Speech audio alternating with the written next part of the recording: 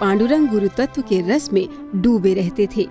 इसीलिए पांडुरंग को कभी भी दुनियावी चिंताएं नहीं घेर पाईं।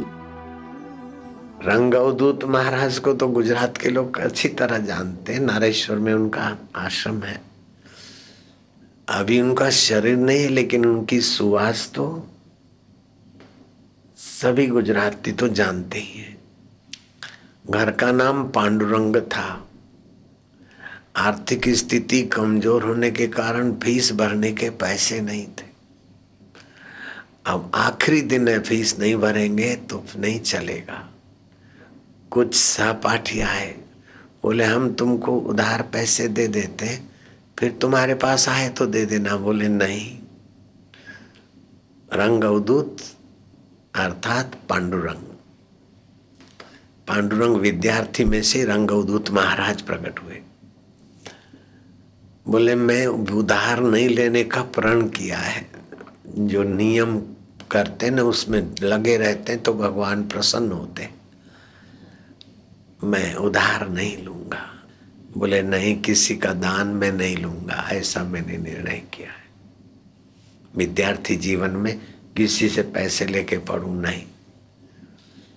मेरी गुरु में निष्ठा है और भगवान में निष्ठा है, तो मेरे गुरु अगर चाहेंगे मुझे पढ़ाना तो वो भेज देंगे, नहीं चाहेंगे तो पढ़ाई पूरी, परीक्षा नहीं बैठूंगा। जो ईश्वर की गुरु की मर्जी होगी तो वो ही फीस भेजेंगे, नहीं होगी तो नहीं भेजेंगे, तो नहीं पढ़ेंगे। इतने में एक अनजान आदमी आया और वो अनजान व्यक्ति प्रेम पूर्वक पूछता हुआ आया,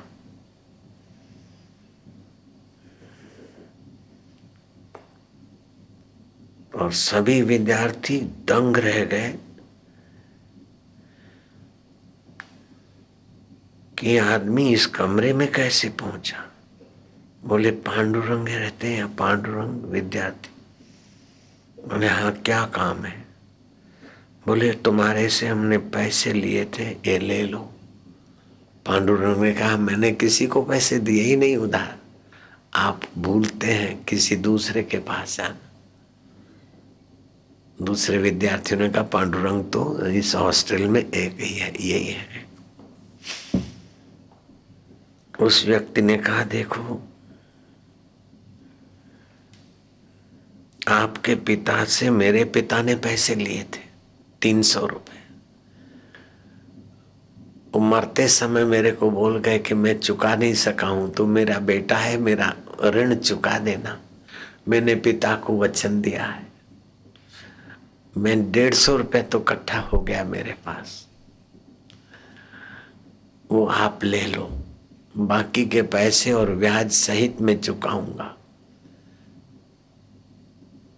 पांडुरंग की आंखें भर आई कि कैसा है मेरा गुरु तत्व, कैसा है प्रभु, कि पिता मरे थे, वचन दिया था उनको, आज मेरे पास पैसे नहीं है तो उनको आज प्रेरित किया। कैसा अचिंत्य है। सोचा मैं न कहीं जाऊंगा, यहीं बैठ के अब खाऊंगा। जिसको गरज होएगी आएगा, सृष्टि करता खुद लाएगा। वही नारेश्वर के जंगल में मुझे तो सुबह विचार आया, लेकिन लाने वाले बोलते हमको रात को सपने में भगवान ने ये पगडंडी दिखाई और आपका आभास हुआ। हमारा कोई संत नहीं दूजा, आओ गांव करे तुम्हारी पूजा। कैसे अचिंत्य है, कैसे धातार है। सबको जैसे दूध पिलाती है, ऐसे भगवान कैसे कैसा रस पिलाते। अभी बोल रहे तो रस नहीं करे। मेरा हृदय रसमय हो रहा है, वो रस कौन देता है। और मेरे वचन आपके कानों के द्वारा अंदर जाते और रस पैदा करते, तो रस कौन जगा रहा है। रसो वैस वैश्वानरो, हे वैश्वानर, हे विश्व के कण कण में व्याप्त प्रभु, आप रसमय हो। आप सब जानते हो पांडुरंग को फी नहीं मिलेगी तो नहीं पढ़ेगा, और आप उनको पढ़ाना चाहते हो। तो कई वर्ष पहले एक दूसरे के पिता ने ऋण लिया दिया, पुत्र को प्रेरणा करते हो, और हॉस्टल में, बड़ौदा की हॉस्टल में पांडुरंग को खोज लेता है, कर्जदार का पुत्र है। और पांडुरंग के बाप ने दिए थे 300 रुपए, बोले 150 ले लो। उस जमाने का 150, अभी का 1500 मान लो, बाकी के मैं 300 पूरा भी करूंगा, ब्याज सहित दूंगा। बोले पांडुरंग तो संत हृदय थे, बोले नहीं नहीं, दूसरे नहीं देना, मेरी फीस हो जाएगी इससे, ब्याज भी नहीं देना, तुम चिंता नहीं करना। अरे अरे पांडुरंग तुम्हारे को भी कौन प्रेरित करता है? पांडुरंग को भी प्रेरित करने वाला वो आत्म पांडुरंग है ना, और वो देने वाले का प्रेरक भी वही पांडुरंग।